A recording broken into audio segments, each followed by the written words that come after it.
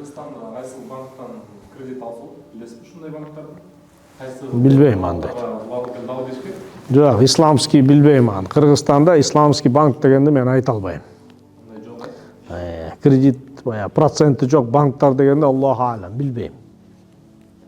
Кредит алгандан көрө бирөөдөн карызга сурап турган. Эми карызга берсе жакшы да. Негизи карызга берген адам садака иш кылды, жардам иш кылды, сооп табат. Ошол адам кайтарып келгенге чейин сооп жазыла берет ар бир күндө.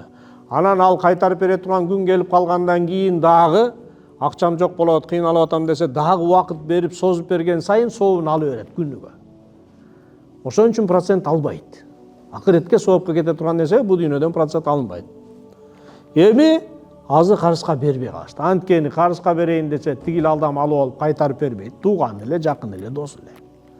Анан чочуп калган, коруп калган эмне кылат? Анан карызга бербейт. Анан карызга бербеген байкуштар эмне кылат? Кыйналып калганда, муктаж болгондо айла жок, анан эмне кылат? Банкка барып анан кредит алышат. Аргасыздан. Ушундай абал келип калды. Тилекке каршы. Жардамдашып кол кармашышыбыз керек эле. Сооп жазыла турган, сооп громадный, огромный, чоң сооп таба турган жерлерден адамдар эмне болуп атат? Ошол соопторду албай атышат.